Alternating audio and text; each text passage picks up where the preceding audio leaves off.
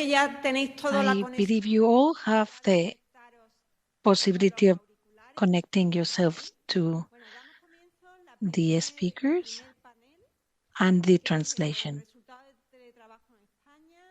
We're going to go to the first panel, which is the results of teleworking in Spain.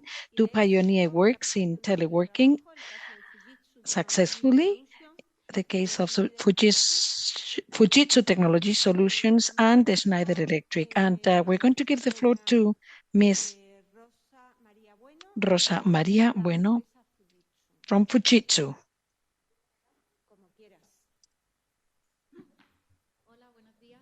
Hi, good morning. I'm thankful for being with you today in this session. I'd like to apologize our HR results from Fujitsu, José Antonio Siria. I'm here. My name is Rosa from RUBIO from Fujitsu, Spain. I'm going to tell you just a few ideas of our company so that you know us better. And thank you, Milagros, for contacting us.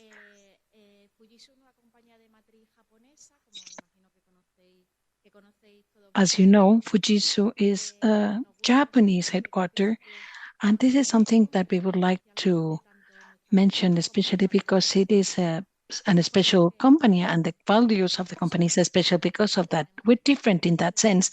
We have certain differentiation with respect to other technological companies, which are of American headquarters. We are conservative in our culture and extremely respectful vis-a-vis people. And that is our main difference. Our Japanese origin is certainly a very important imprint. Where we want to build a more sustainable world by building trust in society through innovation. We use technologies to make happier lives. We had a more humanistic vision of technology. We're centered in what technology contributes to people, not technology as a goal, but rather as a means to facilitate life for people, to solve the problems of society. And when we talk about people, and that's also one of our key pillars of our message, is that we always consider that people are very important for us. The people who are part of our team, but also we consider people very important in the sense that we want to have an impact on society. And therefore we defined our Fujitsu way, which is the alignment of our purpose, our values, and our code of conduct. Our purpose, as we said, our values are aspiration, trust, and empathy. We aspire to set ambitious targets and act with agility. We want to learn from experience and also from failures. We want to have trust because we are with ethics and transparency and integrity. And we want empathy because we strive to give success to customers and to listen to people and to work together to solve global challenges. Our code of conduct is that we respect human rights, we act with fairness in our business dealings, and we behave in an ethical way at large. This is relevant to understand the why we certainly promote flexible and remote work and teleworking in general. In terms of numbers, we are a company which is fundamentally supplier of services which are information technology, but we are producers also. And specifically in Europe, we supply technological services. We are number one as a supplier of IT service in terms of market share in Japan, which is where we have our origin, as we told you, and number 7 at a global level. We've been working for many years as one of the 10 most important leading technology suppliers. We have global technologies with more than 124,000 employees in more than 50 countries. The company was founded in Japan in 1935. Therefore, we have a lot of experience and expertise in technology and innovation and transformation, digital transformation. We're distributed like this all over the world. The biggest amount of employees is in Japan, where we have our headquarters, and in Europe, it's more than 22,000 employees.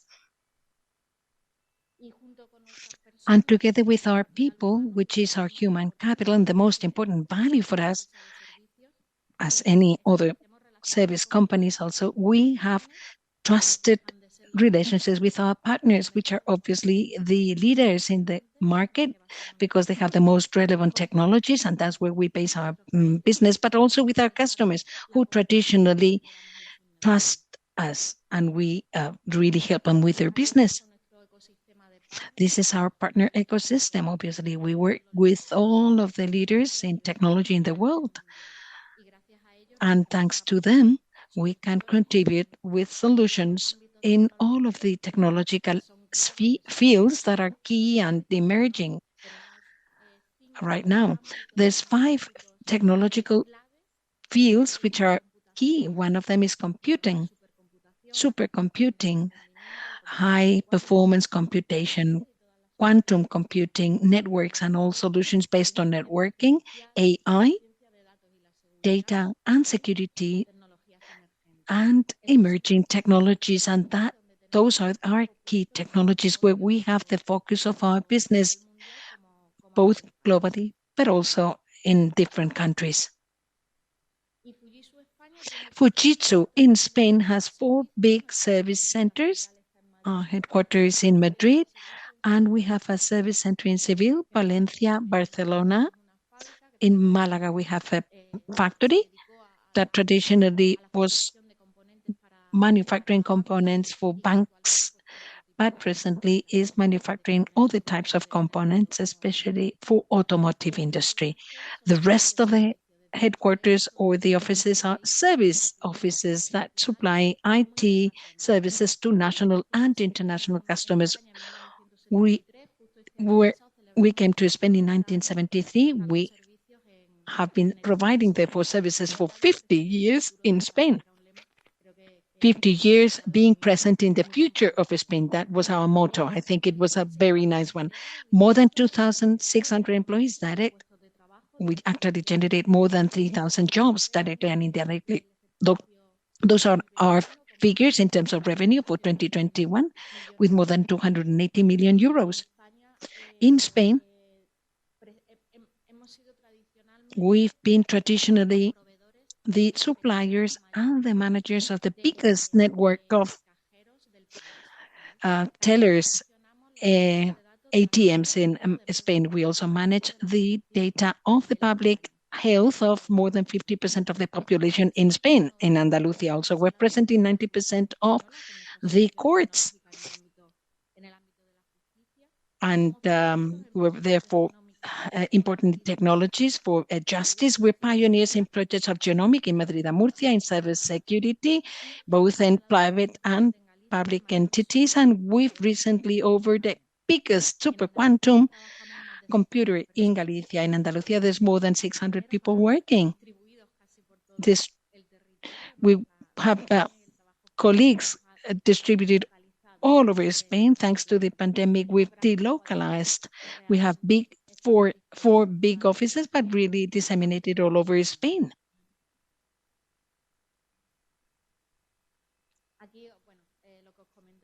As I said, our main businesses in IT are big data center services and multi-cloud applications.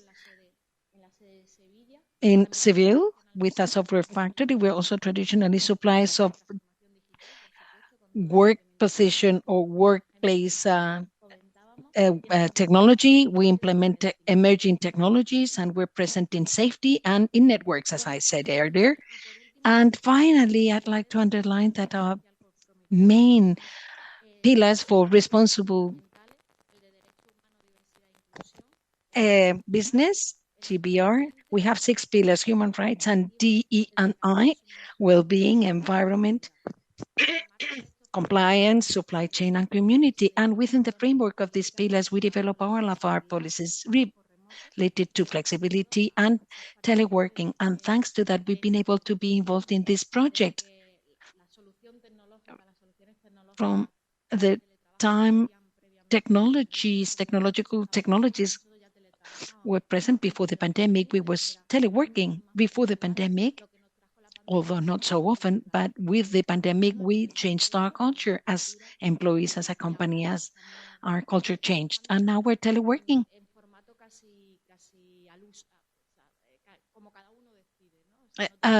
Tailor-made type of format, actually. We're not obliged to spend a certain amount of time in the office or at home. We just do it voluntarily.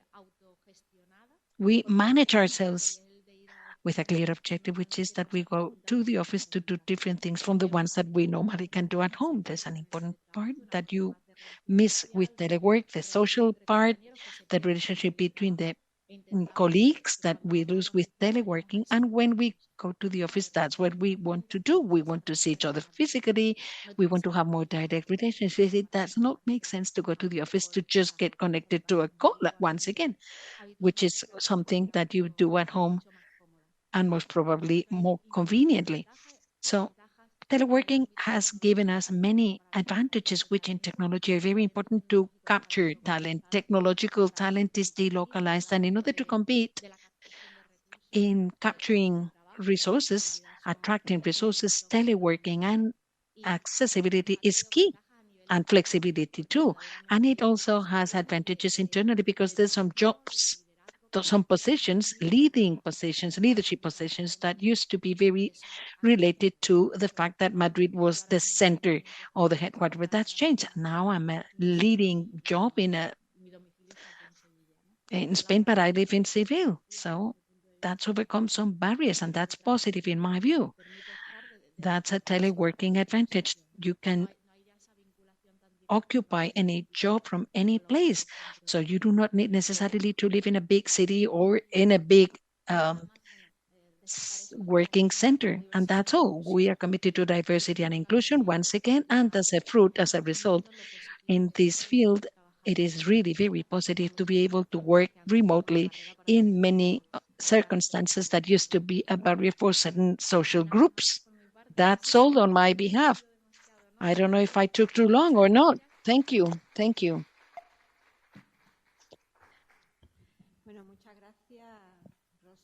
Thank you, Rosa.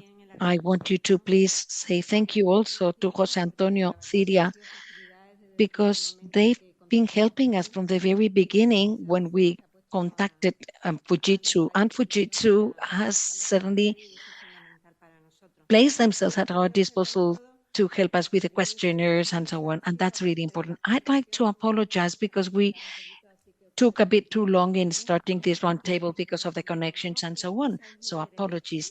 And we're going to continue with the next company, which is Schneider Electric. Pilar Galán, can you please take the floor?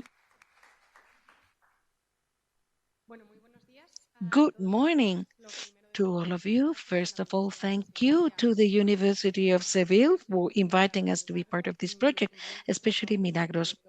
My colleagues who have been working in this project tell me that it was such a pleasure to work with you. But before I tell you about the Schneider Electric, I want to give you a few words about who I am. I'm going to be with you for the next 10 minutes, so I want you to know me. I am from Madrid, and you know that I don't have a typical accent of Andalusia, although I've been living in Andalusia for 8 years.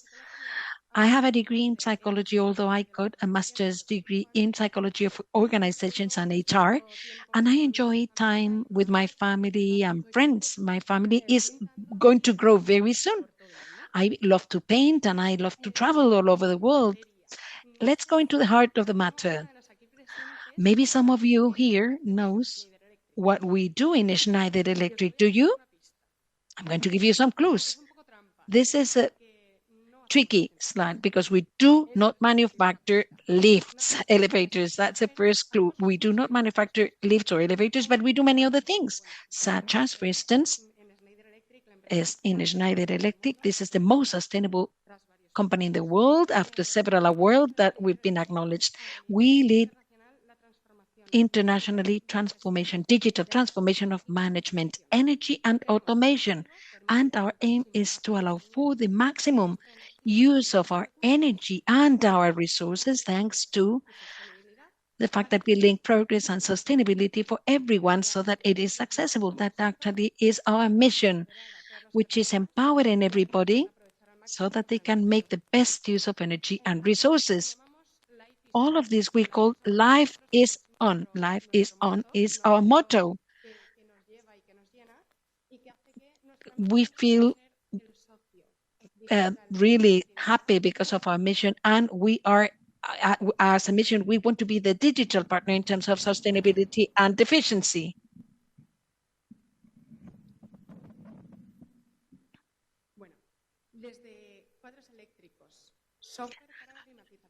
Electricity installation, software for climatization, domotics, remote units for solutions, many different solutions of energy and industrial automation. That's what we do amongst many other things. And these are precisely our two main businesses, energy management and industrial automation. With this, we want to support an energy transition,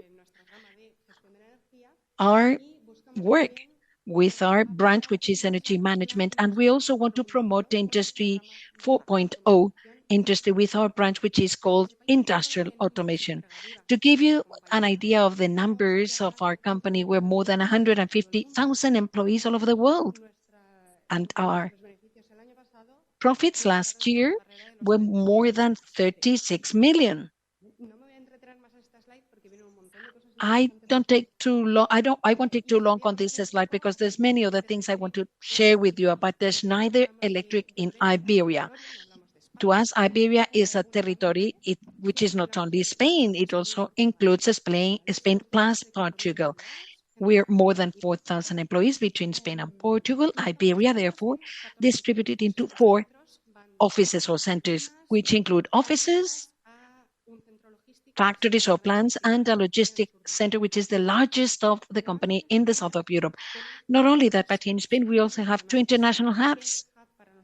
What do we mean by hub? To us, a hub is a business unit that decides to set up a headquarters with a special location where most of the staff is working. And that is how we have a digital hub in Barcelona and projects hub, which is located in Seville. And if we focus more closely in Seville, we in Seville have more than 500 employees who are basically focused on this area of projects. Let's go to the subject matter of today, which is teleworking. In Schneider, teleworking started 15 years ago almost. Actually, we started with a pilot in 2010, a pilot for which we selected volunteers in the company, both men and women, a reduced population who volunteered themselves to pilot this measure. We were pioneers in Spain. We didn't have much information about how that was going to work, but all of this was successful thanks to the fact that the company trusts the people that are part of the company. So we were allowed whether to telework 2 days a week or telework in the afternoons. And it was extremely successful. Really, everybody in the company really liked it, and it grew and grew and grew. It is true, though, that until the pandemic, not everybody had tried teleworking. And as the initial panel stated, the pandemic was a revolution for all of us, and we had to try it for sure. And those who had not been able to try teleworking, they had the opportunity of trying it, and the measure was loved. Actually, this measure evolved, and nowadays we can work up to 3 days a week, or we can telework in the afternoons, and we also provide teleworking materials so that we support people to be comfortable when they telework. With the pandemic, actually, we were very, very lucky. We had been teleworking as a pilot for 10 years, and we had all of our systems implemented, and everybody could start working and teleworking, I mean, from minute one. We've always been evolving in this policy in Schneider Electric with a hybrid model. Why? Because we in Schneider Electric believe that it is important to have a relationship or a link with the company, but at the same time having a work-home balance, work-life balance, so that people find a flexible way of working. And as we will see in the results, telework is going to play a very important role in the company. And we'll discuss later that there's many, many people actually who would leave the company if we did not have teleworking. Not only this measure, teleworking was important for flexibility, we launched all the flexibility measures, and there's other good benefits that is part of our remuneration package in terms of fringe benefits that are part of our policy of flexibility. Let's go to flexible work part, the column that we call floating holidays. We can exchange bank holidays for any other Labor Day. I'm going to give you an example. For those of you in civil, you might find it interesting. It's not the case, but imagine that I do not want to have a bank holiday, which is the Feria de Sevilla Friday, because I just don't like the fair. And let's imagine that I instead would rather go to San Isidro, which is the bank holiday in Madrid, and so that I can visit my family in Madrid. Well, I can do that. Let's talk about all the flexible benefits. You can buy vacation days, up to 5 additional vacation days. For instance, sometimes throughout the year, we somehow feel that we're short in terms of holidays, so we can buy up to 5 additional days. And we also have a choice which is asking for from between 2 weeks and 2 months of sabbatical non-remunerated holiday to be able to have a better work-life balance. For instance, if we have small children in school, in the summertime, there's no school, for instance, and we need some more flexible tools to have a better work-life balance. We also have working hours or working schedule flexibility, which is also obviously very good and very easy to do with teleworking. And that's one of the measures that also our workers value very much, because we can organize our working day based on our needs. In terms of start, finish, if I need to have some rest time in the middle of the day because, I don't know, I have to go to school to pick up my kids, or I have a problem at home and I have to get the mechanical person who is going to repair the washing machine or whatever. Well, we can do that. We can organize ourselves. Well, obviously, if you have to comply with your obligations, such as meetings, and as long as, obviously, as we fulfill our objectives. We also have a choice, which is having days to do voluntary work throughout the year. We've finished a pilot of what we call the compressed work week. It's a pilot which is called in order to study whether we can implement the compressed week of 4 labor days, 4 working days. For the time being, we're not implementing it. We're just starting with our working registry to see if we are going to be due, because maybe we're not ready yet. We want to try it, but most probably soon we're going to have a compressed week of 4 working days. There's many other companies in the world that are also doing that. Not only that, we have flexible work, but also we have some other benefits and groups, such as, for instance, the professional development groups, where we have Open Talent Market, which is an AI platform that allows us to get in contact with mentors of the company or be mentors of other people in the company. We can be part of projects in any place in the world. If I am interested in developing myself and be part of a project, let's say in Poland, and we can also obviously have different different vacancies. If I apply for a vacancy in another country, I can move to that country, and I'm supported by the company. And this is a pack, which is a tool we have in-house to acknowledge each other's work.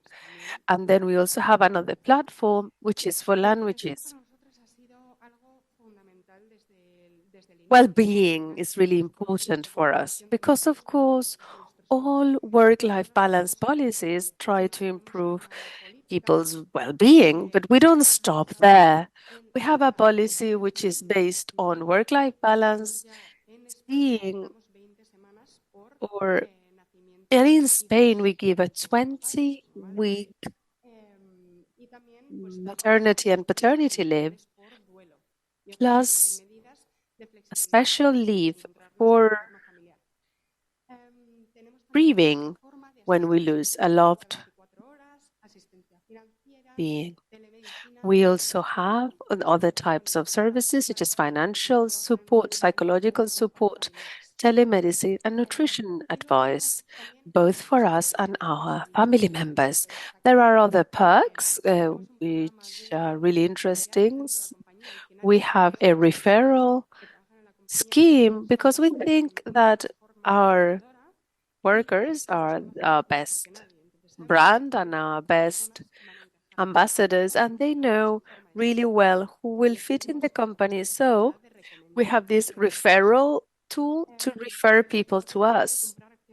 We can purchase Schneider shares at a special price. We can also have flexible profits, so we can have flexible remuneration, as well as special discount in company products. So these are all measures and policies that, together with another set of policies, have made us for fifth consecutive year to be amongst the five best companies to work for. What are we going to do next? Well, we don't know. We want to be pioneers. We want to look after our people because they are key for us. Thank you very much.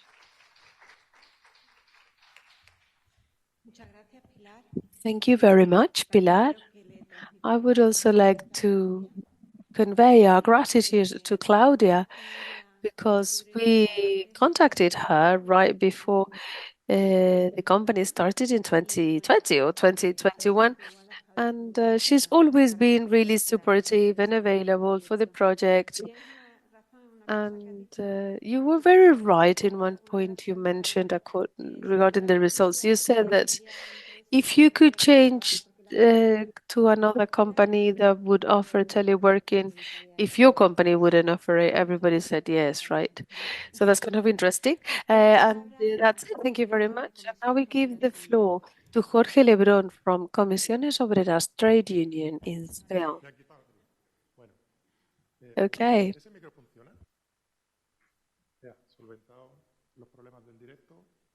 And good morning, ladies and gentlemen. I would like to start by expressing my gratitude because of the last few months. I have been very fortunate to be able to participate in a project like this, which has made us travel a lot with good weather, bad weather, lots of air travel, lots of waits at airports. But I've always been really welcomed. I've always worked in a team that's with people who were striving to do their utmost to research on teleworking. So I have felt at home everywhere. And I thank Milagros for that. I know very well the amount of hard work that it takes to coordinate a European project. And I want to thank my colleagues from Poland, Hungary, Germany, and Italy, because whenever we've visited them in their countries, they've always made us feel at home. So I wanted to start by that. Thank you to our foreign colleagues for making me feel at home. And I have a very short presentation showing two very quick things. And I am representing the trade union, and I am sort of like having to play the devil's advocate because there are some companies who are working really well and they are reporting completely very sophisticated and polished situations for teleworking, but there is also obviously room for improvement. So trying to do a recap of what we had seen in the last year in the various seminars we've organized abroad, I wanted to mention the fact that we are 3 days away from the 8th of March, International Women's Day. And in the past, it used to be International Working Women's Day, but now it's International Women's Day. And in technology sectors and in spaces where remote working is more prevalent, there is still a overload of work that women have when they are remote working. Remote working should facilitate work-life balance, and sometimes it's not the case, and the situation should be much more comfortable and much more convenient, and it could be even more environmentally friendly when we do remote work. But we have to pay close attention to this type of situation, because in my trade union we have seen that in certain companies where women are underrepresented, most of the remote working is applied for by women, and this is actually happening. So there are situations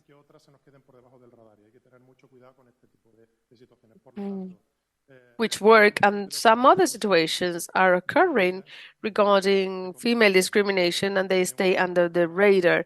And we need to, bear this in mind and to avoid discrimination.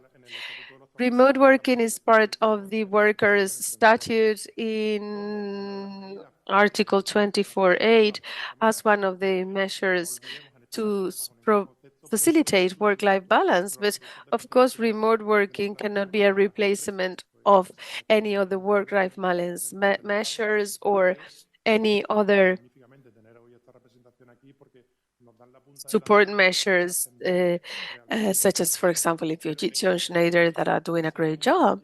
And we need to be really aware of what is going on. Additionally, in the technology sector, there is a pay gap. Women in Seville, and this data comes from the last report from Comisiones Obreras issued 10 days ago, stating that there is a pay gap of 5,500 euros less a year. So women in Seville, not only the technology industry, but other industries such as the farming, for example, and in these industries, women work for three months a year. So I thought it would be quite interesting to bear this in mind, the class and gender dimensions in remote working. I mean, it is as it has happened when we use AI. If we don't use AI properly, it will create more inequalities than before. And I don't want to bore you, I don't want to take too long, but I wanted to share this information, especially for our foreign guests. In Spain, there are 2 pieces of legislation that apply to remote working. Remote working was the first legislation, and then the other articles were included in the various collective agreements. The labor law was issued in July 2021, 2 years after the pandemic, and this labor law provides for general standards that need to be applied in all companies, and it leaves a lot of flexibility for collective bargaining in the company, which has pros and cons, meaning that not all companies has a good trade union representation. So if there is no works council, and if there is no trade union, if the law doesn't specify it, you just have a basic guidance and just the flexibility to negotiate. So for my trade union, we would have wished that the legislation was more specific, because if the standards are clearly specified from the top to the bottom, then it percolates to a higher number of employees when it is specifically stipulated. Secondly, and this is also important for our foreign guests who may not know this, and I'm referring to the Agreement of Employment and Collective Bargaining, is called ANC in Spain. It's an agreement on collective bargaining, and in the past it was considered to be only based on salary, and it was a tripartite agreement between authorities, employers, and trade unions to agree the salary increase in companies. But this year, this agreement is much more holistic, much more comprehensive, and I have actually brought to you the the specificities of this agreement on collective bargaining. So it has different chapters. Chapter 1, the legal nature and scopes of appliance of this agreement, and it has like all the way to 16 chapters. Is not only about salary. And there are chapter 10 and chapter 11 are specifically devoted to telework and digital disconnection. And is this mandatory? Well, it is not mandatory, but it is supposed to be an agreement of minimum requirements for the three parties to use them in the collective bargaining that we do in our companies so that we can reach agreements that are aligned with this piece of legislation. In Comisiones Obreras, we always say that all agreements on, and of course, teleworking is one of them, should always have a gender component and a class component, meaning that we should not create differences amongst workers for those who have access to teleworking and those who don't. When we were in Hungary, we talked about something that we have requested in my trade union, which is that teleworking should not be an option, but it should actually be a right, so that it's not up to the employer to give it in a discretional manner only due to reasons that are sort of like out of the collective bargaining and in a sort of like one-sided decision making. So if a task can be carried out remotely, anyone should have a right to apply for it and do it. Because as this is the way to have no differentiation between Class A and Class B workers. We don't want that. We want to make sure that all workers have right and access to teleworking. In each company, depending on the trade union strength, they arrive to better or worse agreements. Of course, in the case of the two companies we have seen here today, Schneider and Fujitsu have amazing collective agreements which benefit the workers, and they are pioneers and they are benchmarks for other companies. For Fujitsu in Spain is pioneer, and in Spain, actually, they have actually done the elections to trade union representatives remotely. This is not even approved by the law, but it is clearly accepted in certain companies, and of course, they have all security measures a guarantee, and people can vote anonymously. When people are working remotely, they can actually participate in the democracy of voting their trade union representatives, which is their right. So as I said earlier, I will not explain the whole agreement in detail, and we would be here all morning and we want to listen to the conclusions of the study. But these are the main sections that talk about remote working, the conditions of access of person to remote work, the maximum duration of work to be done remotely for Fujitsu, for example. This is a case that I think is very interesting. It is up to the person's will. So workers are feeling really free to do the job as they prefer. And then, as Rosa said, is that when they go to the office, they don't do the same thing as when they stay at home. And this is promoting new ways of participation, like workers go to the office to see each other. And the company is also facilitating training and spaces for people to go to the office. As we talked about law, as we talked about the right to do so, workers need to have that right to access, and it could also be reversible. So if circumstances change, or if we feel that working remotely may be having a negative impact because we're feeling isolated, and we talked about that. And in prevention of occupational risks, it's really important to have mainstreamed in the work of our remote workers, and it's necessary that remote workers can go back to in-person work. So companies which could improve working conditions because they don't have to rent so much space, for example, and they don't have so much overhead, but the trade union insists that work centers cannot disappear and they need to stay, and their homes cannot become the work center. It would make it really difficult to have proper interactions between workers and employers and between workers and workers.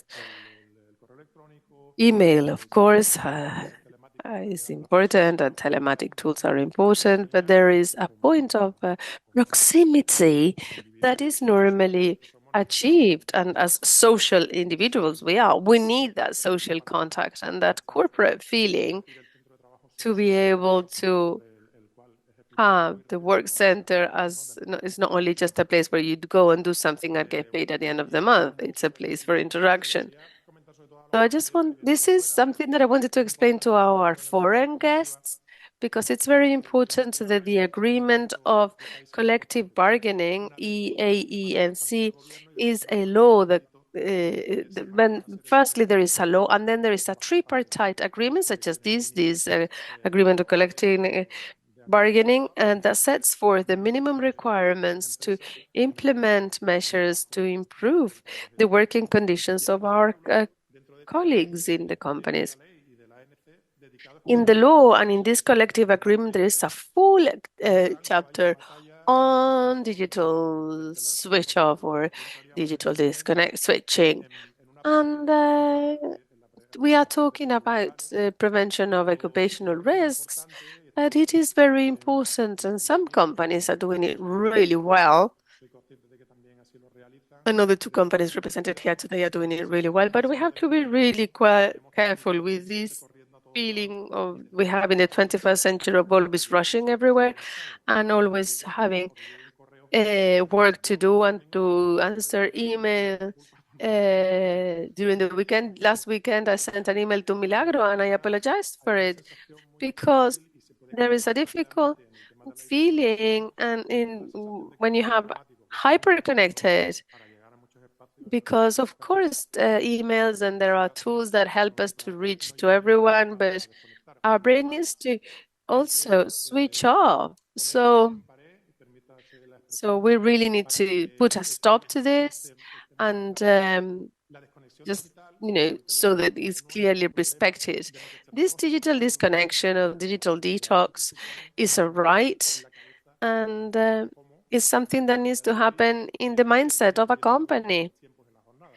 It's like working hours. Well, in my trade union, we understand that, and we are aligned with the current government, that we need to reduce the working hours that we have on a weekly basis, that we've been for a whole century with the same working hours, and productivity has proven to have improved in the last few years thanks to the implementation of technological measures, and this productivity needs to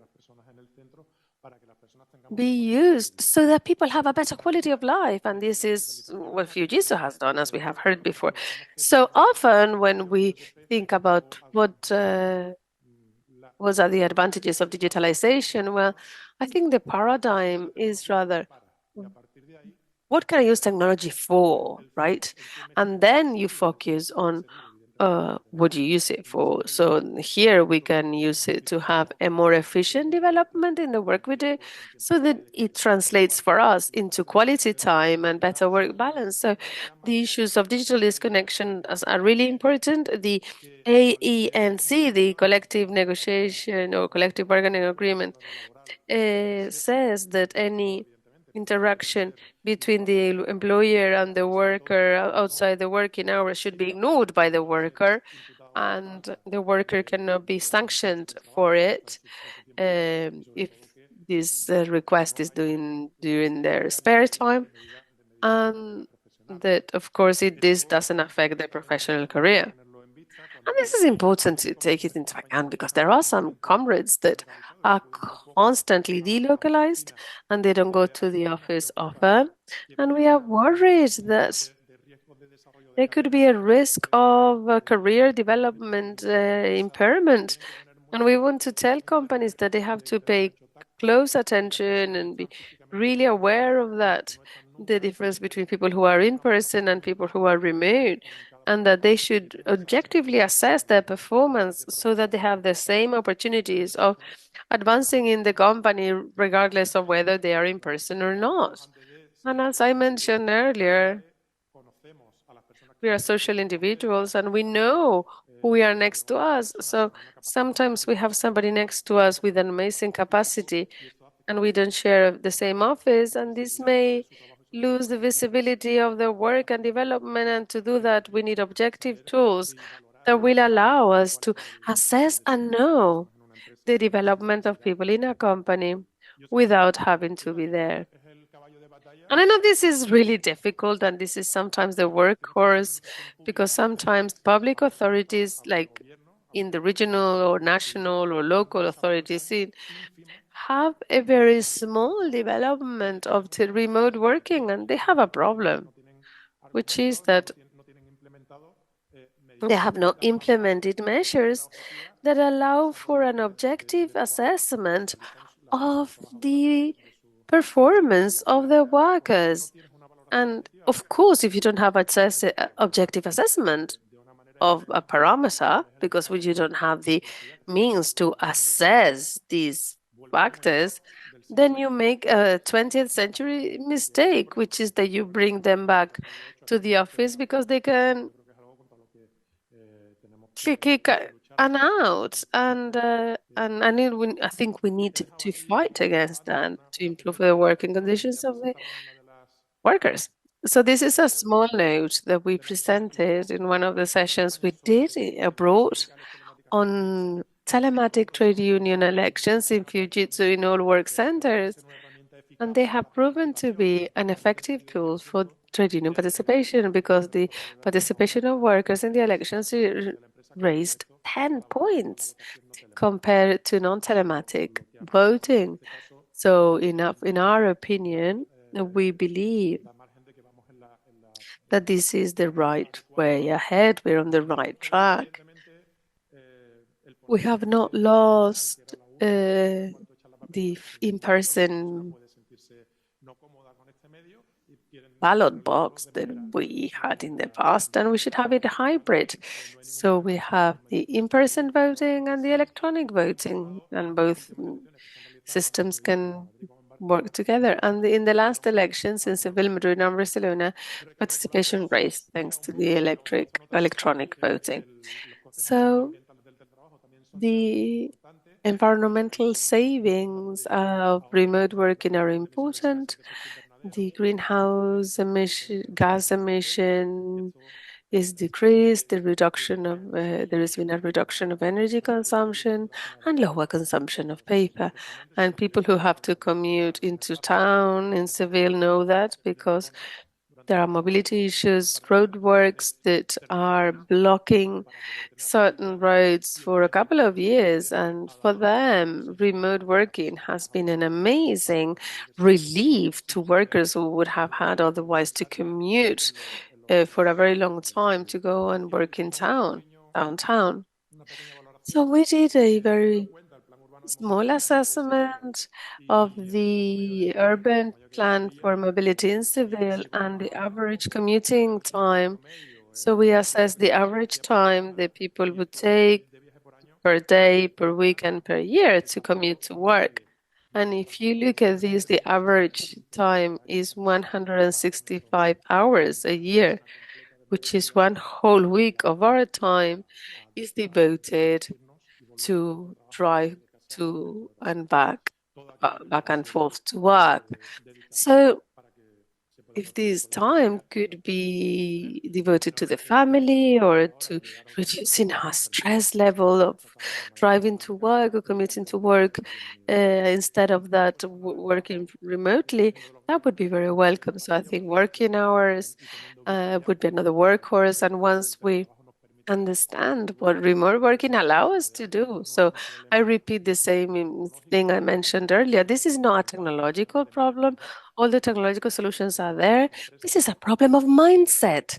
And we need to convince companies to actually do that. And this will be a great improvement to the rights of the workers. And obviously, since we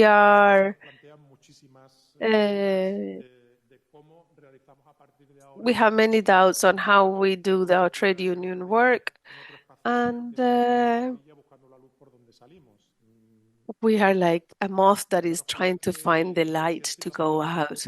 So please bear in mind that before the pandemic and before remote working was widespread, trade union representatives had their core work in proximity with the workers, ensuring democracy in the company, the town hall meetings, and working with your colleagues. But now, obviously, we have found a situation in which we have certain spaces where we have 500 work centers that we need to go to. So work trade union action is different. Things have changed. We cannot continue doing what we did in the past. And I do understand that we need to work with our colleagues in a different way and help them with problems and solutions that we didn't see before. In the past, we didn't foresee that a person that was doing working from home could feel isolated, could feel that they are only abused by their life at home. They don't enjoy it. They can't differentiate between the room where they work, the family life. So people are having problems, and we need to help them, and we need to assess that, and we need to understand what's going on at home and in the work centers where people are. So this is something that can happen, and with time, if the working conditions they have at home are not appropriate, they could have a problem such as back pain, sight issues because they don't see properly. So we need to adapt to all this. And I think that deep down, there is something we'll share, both employers and trade unions. And I'm quite concerned about that because the other things we can solve. But what worries me is the feeling of belonging to a group. That we have lost that feeling of belonging to a group when we don't go to the office. In the last year, I have met people who have worked in 3 different countries companies in the same year from their home living room. So if you're not meeting people, it's hard to be close to people. So even the past division was where you worked, you have a screen and your vision is, quite constrained with the remote working. So this feeling of belonging to a group, that's important, and we need to make sure that we don't lose it. And we are not a class trade union.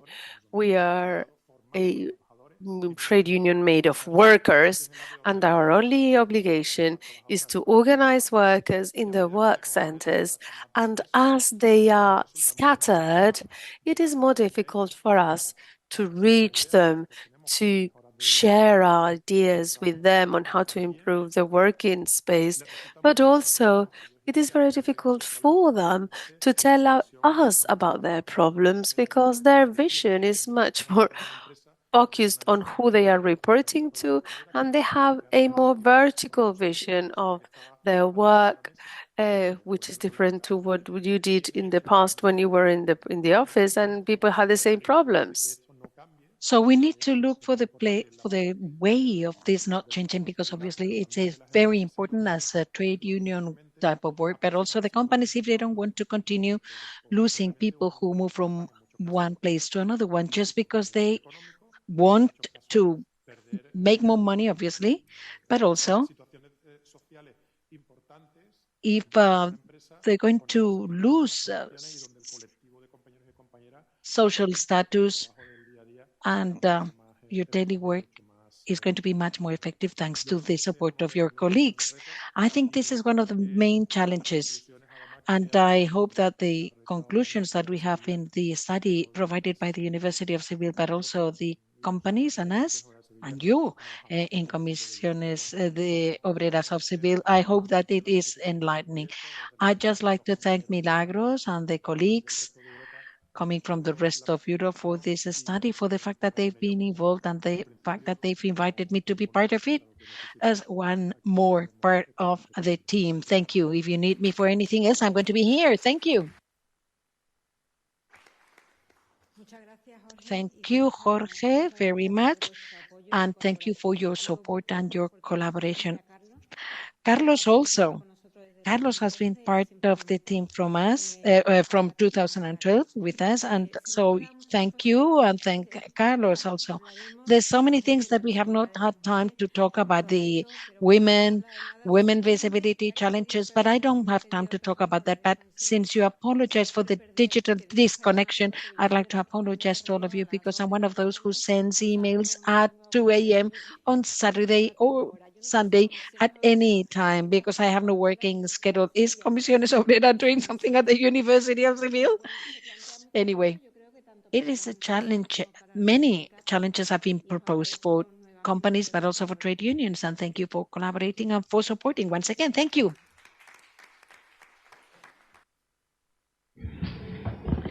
Bueno, rápidamente. Very quickly.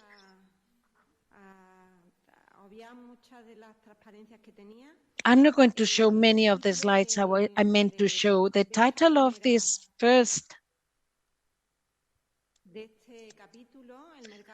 chapter, which is the labor market as a consequence of teleworking, two pioneering and successful companies in the application of telework. The case of Fujitsu Technology Solutions and Schneider Electric is very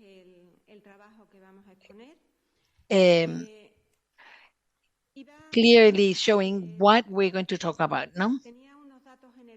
I had some general data about the groups of workers that we've analyzed both in Fujitsu but also in Schneider Electrical, because we've analyzed variables such as gender, age, education, descriptions of conditions at home, and the time it takes a worker to travel from home to the workplace, but I'm not going to talk about that. I'm just going to tell you how important these two variables are. Number one, the situation of the teleworker in her home and the person that he or she lives with. This is an important variable because on the one hand, it is important to know with whom she shares the home.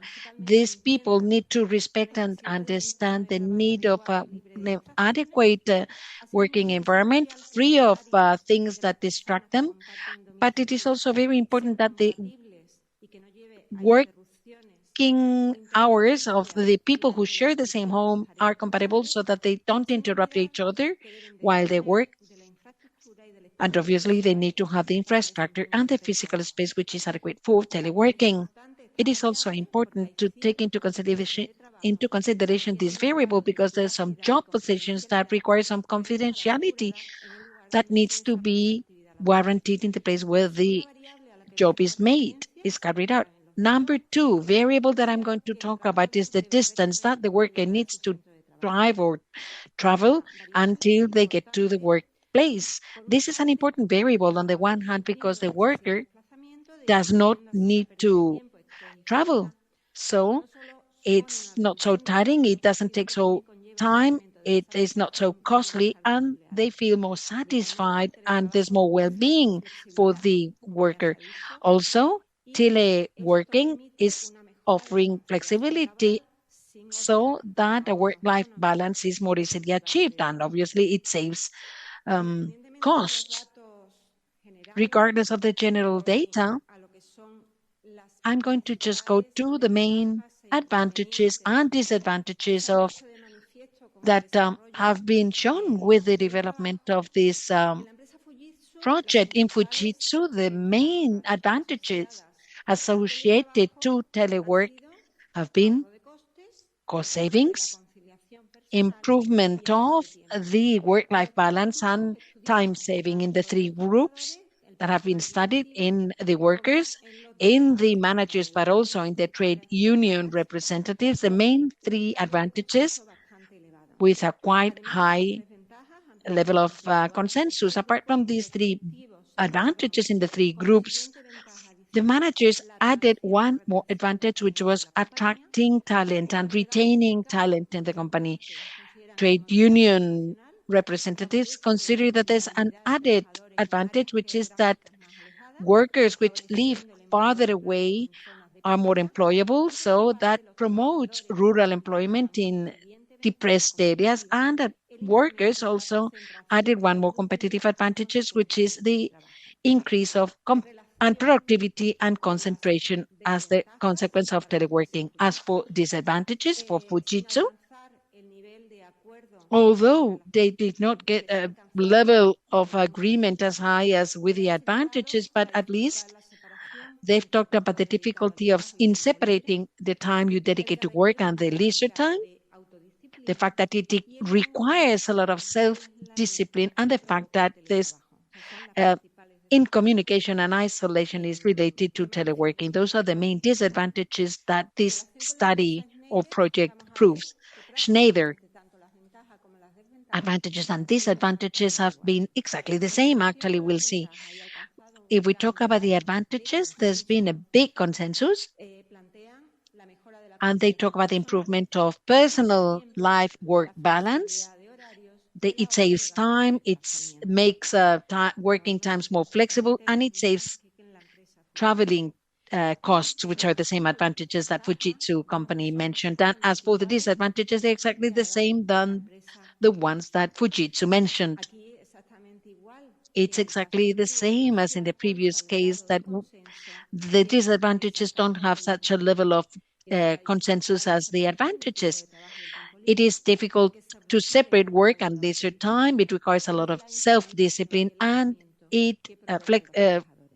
teleworking communicates and isolates workers. That is why we believe that with social dialogue, with social agents, we need to consider advantages and disadvantages of teleworking to try to strengthen the advantages and mitigate disadvantages. And I'm going to give the floor to my colleague, Asunción Ramos.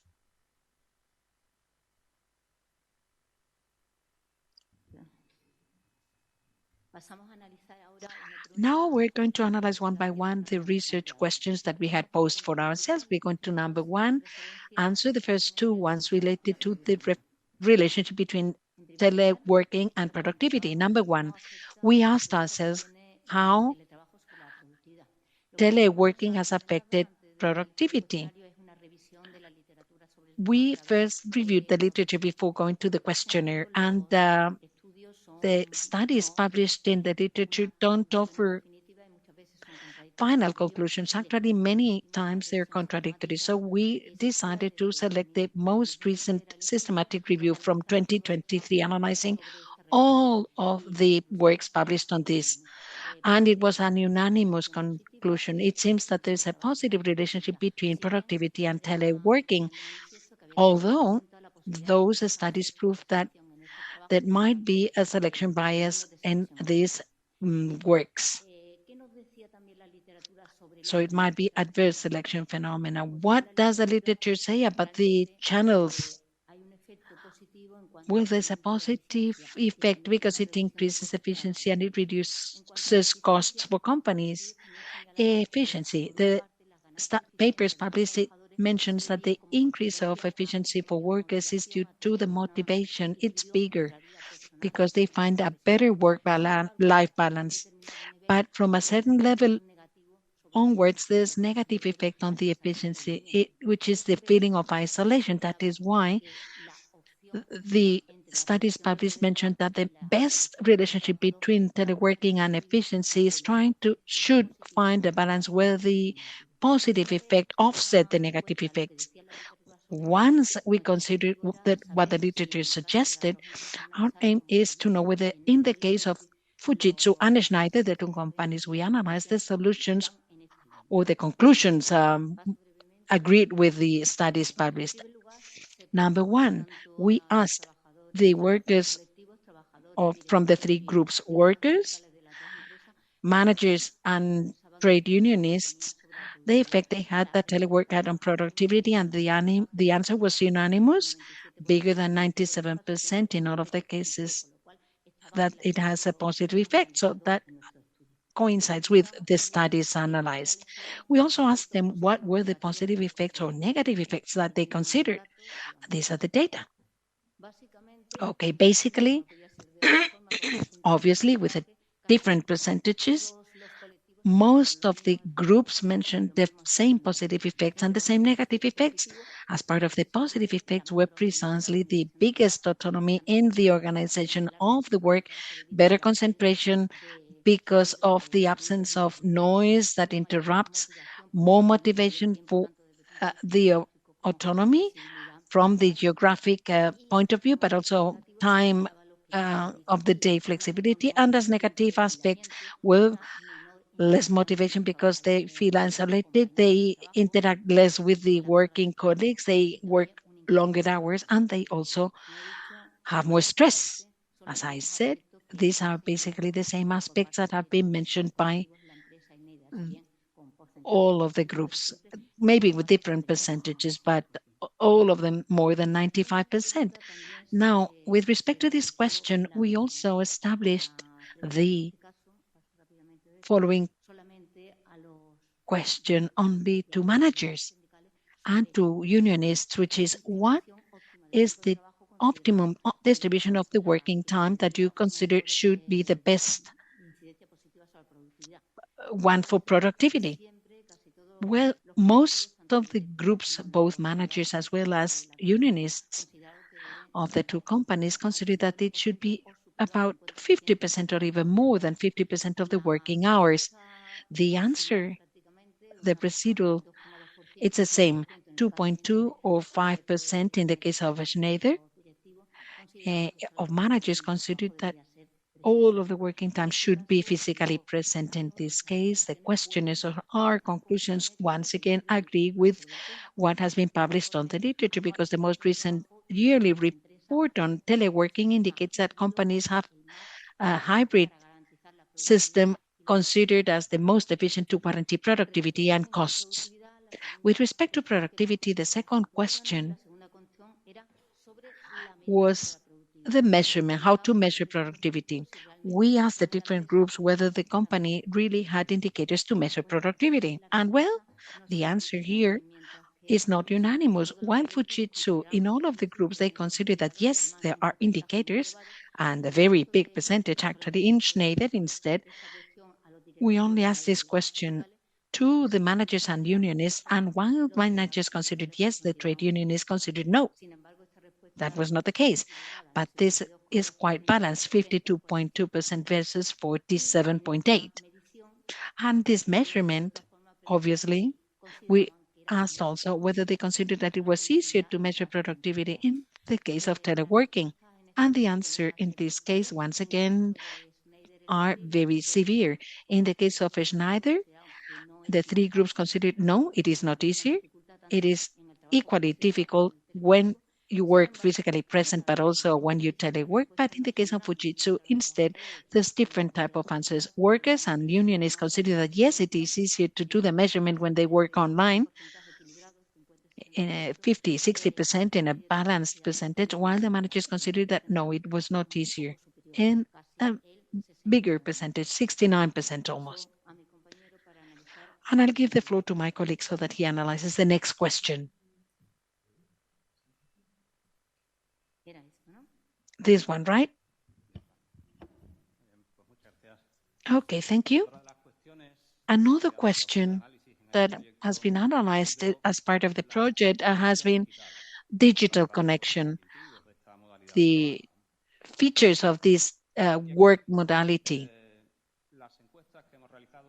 And the questionnaires that, or the surveys that we did for the companies, the Spanish section of the project, provide two very clear results or ideas. On the one hand, that this is an issue which is all of the people involved in the labor part relationships, that is to say managers, trade unionists, and workers, all of them consider that it is extremely important and therefore that we need to be very attentive to digital disconnection. But there's a second idea which is also very important, which is the consideration that the companies that have been surveyed seem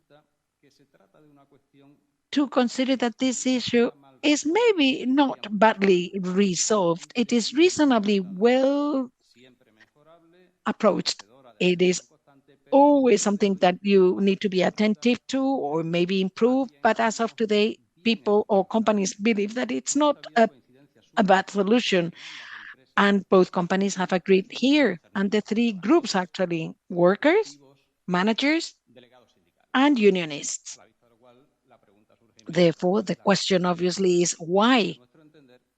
Well, in our mind, the reason, the explanation is due to the fact that as of today in Spain, digital disconnection is a right contemplated by the act, by the law. Workers, according to this act from 2021, have acknowledged the right to have digital disconnection outside of their working schedules. And it is not only just a theoretical statement, an idea. No, no. It is a reality in the daily life. It is a right that effectively, yes, it is being respected. It is being complied with in real life. Why?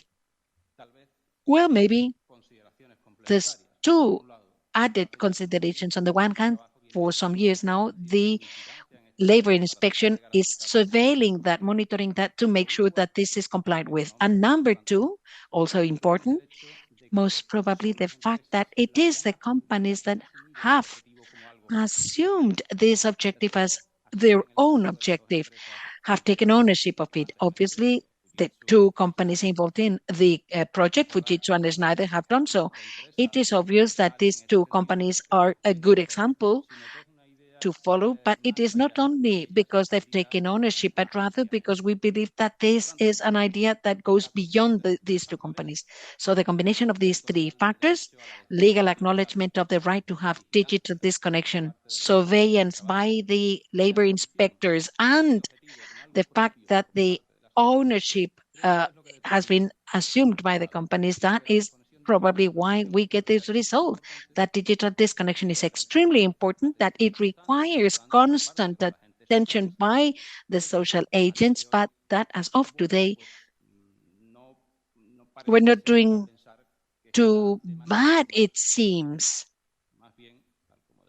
Actually, as I said, we're doing reasonably well.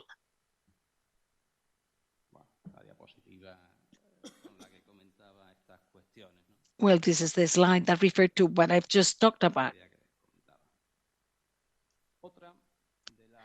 Another question that has also been studied in the project is the possible relationship that we might have between teleworking and certain professional diseases or labor occupational risks.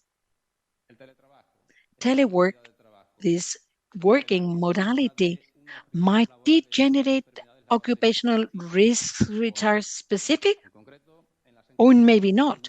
Actually, specifically in our surveys, we've asked whether this new modality is going to determine certain feelings of loneliness, isolation in workers, whether it's going to increase significantly the level of labor stress as compared to the stress of those physically present workers, to sum up, whether it's going to generate for the workers special psychological problems.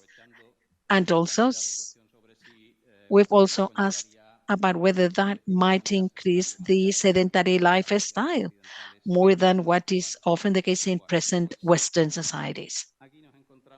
Well, the conclusion here is that as compared to what we saw in the previous case, the answers have been very, very different, not only based on the group of people that we've posed a question to. Obviously, the answers by workers, managers, and unionists have been very different. Workers and managers coincide, and unionists are clearly different. And they're also unequal depending on what has been the specific risk that we've asked them about. Asunción and earlier Milagro have talked about this earlier, that the results of these surveys prove that there is a certain majority, a mild majority, but not an overwhelming one,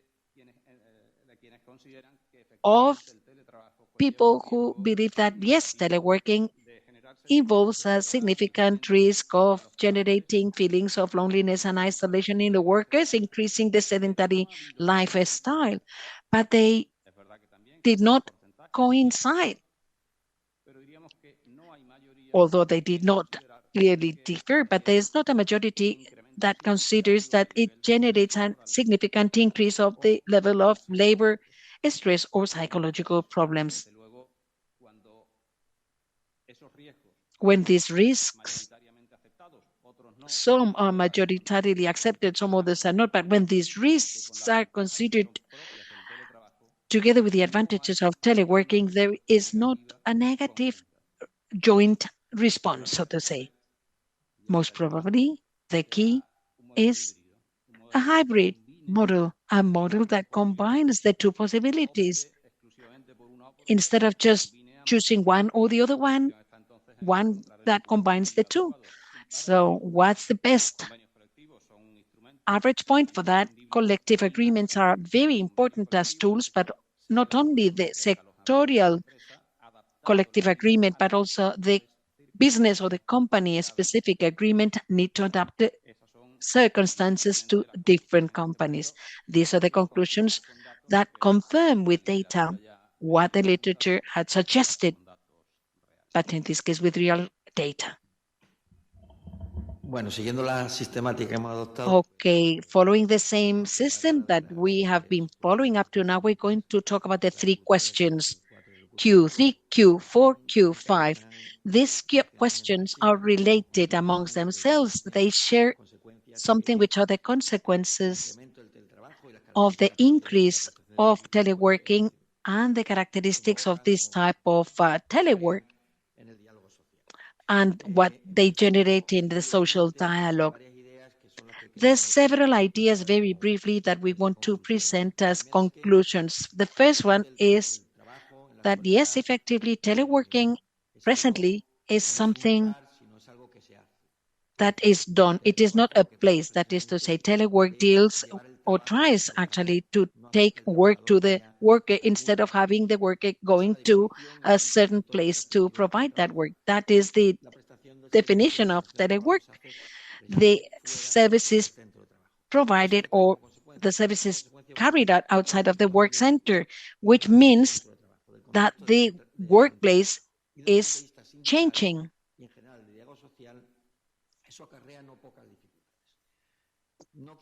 Which is difficult in the sense that the workplace is not going to necessarily disappear, nor is it going to become a utopia or that we're not going to have a place. The workplace is acquiring a different characteristic, be it virtual, be it material, but there's always going to be a workplace. It's always going to be compulsory to allocate the worker to a workplace. And the workplace is going to define many things and many other aspects of the labor relationship, the collective right, but also individual rights. And therefore, we need to make sure that the Spanish law contemplates that. It seems that the workplace, according to the law, needs to be that place where we go physically to work. Indirectly, But clearly, the law defends a hybrid system, and it establishes limitation in time in terms of the time of telework. Teleworking delocates the worker, moves the worker outside, far away from the workplace, but also to a certain extent it represents a certain separation in terms of the specific time, the working time that Jorge related to. And yes, it is true. We do not only lose the idea of connection between the workplace, the trade union, and or the workers, but also we lose the connection with a certain time, which is translated very often in something good or beneficial, or at least that's how it is interpreted, due to the organization of work, the resting time, the work-life balance, and so on. But there's many other disadvantages that we need to worry about. The intimacy of the worker problems, the problems related to data protection, IT fatigue, and so on. Not everything is positive or beneficial. If we pay attention to the two companies that we've used as a ground, as a benchmark, so to say, for our, as a test laboratory, I'd like to say that the initial hypothesis that we start from, assuming we follow a deductive and not inductive methodology, has not been reflected in the surveys that we've carried out. That is to say, we started from the assumption, or we presumed, that the lack of connection between the worker and the workplace, the deslocalization of the worker, meant a difficulty for the trade union action, so that communications were going to be hurt or negatively affected.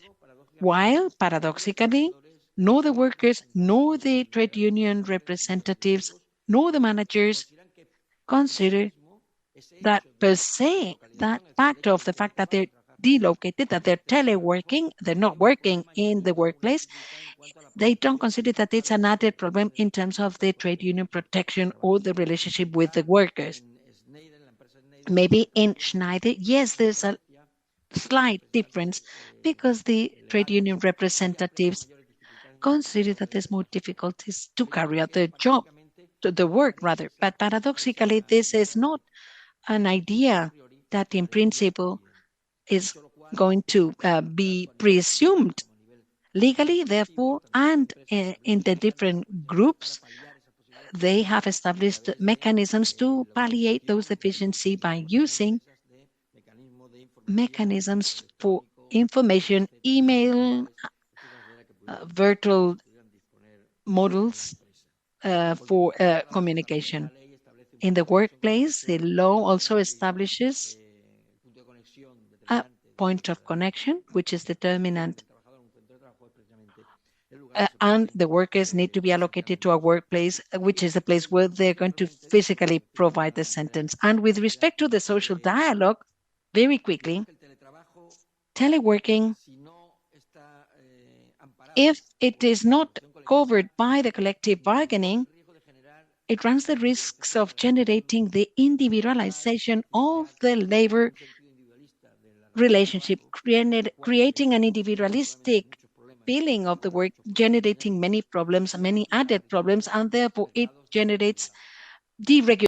Deregulated markets. The collective right to work in particular is important, and we run the risk that if we do not correct the problems that this type of work can cause, it would have an impact on the individual work contract, and we would lose the sense of the group, the collective feeling. The law, as it was mentioned before, establishes a very peculiar structure for bargaining with a triple structure. So the law is rather wide when establishing a limit to the independence. So it allows collective bargaining substantially to negotiate remote working as it's deemed appropriate by each of the parties, complementary what the law said, and some people say that it can even have a detrimental effect, but I don't think the law allows for that. But the law is wide enough as of to give plenty of flexibility. Both companies agree that the regulation framework of the three stakeholders consider it sufficient and wide enough and appropriate. But I guess they are more thinking about how this regulation framework is complemented by the collective bargaining or sectorial agreements. With this, I finish. Thank you very much for your attention.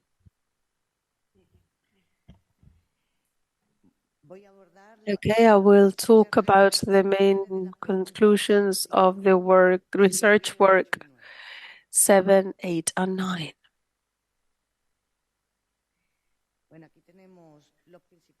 These are the main results of the research work 7. Do you think that gender influences the choice of teleworking? And as the main conclusions for the company Fujitsu in Spain, the hierarchical lever tends to be more decisive for the choice of remote working instead of age and gender. So neither gender nor age influence the decision of remote work, according to the statements of most of the respondents of the company. For Schneider Electric in Spain, the hierarchical levels tends to be more significant when choosing teleworking instead of age and gender. So in the same way, both companies arrived to the same results, both Fujitsu and Schneider Electric. As for the main conclusions on research question number 8, is teleworking increasing the gender gap? For Fujitsu, most of the respondents said that teleworking does not cause a gender gap, but the benefit of remote working are perceived as positive mostly by women.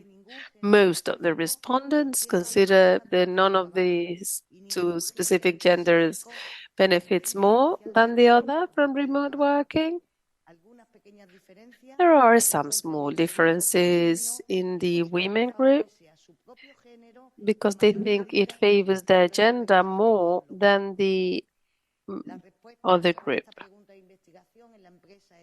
As for Schneider Electric, the answers say that teleworking does not result in gender gap. Most of the respondents said that none of the gender has more advantages than the other or profits when using remote work. The percentages for Schneider Electric are lower than for Fujitsu because the management respondents said that there is a higher percentage of women remote working. As for the conclusions of the last research question on whether remote working improves work-life balance, for Fujitsu in Spain, the three groups agreed that remote working facilitates work-life balance. The trade union representatives of Fujitsu think that work-life balance measures nowadays do not give a solution to the problem. As for Schneider, all groups agree that remote working facilitates work-life balance, and the percentages are close to 100%, which is higher than Fujitsu. And there is no agreement on whether the current work-life balance measures solve the problems, which means that they will have to change those measures to obviously improve work-life balance. Okay, well, this is the end of our presentation of the conclusions of all the research questions. Thank you very much for your attention, and we move on straight away to Hungary. We give the floor to Hungary, and we will give the floor to Katalin Pardos.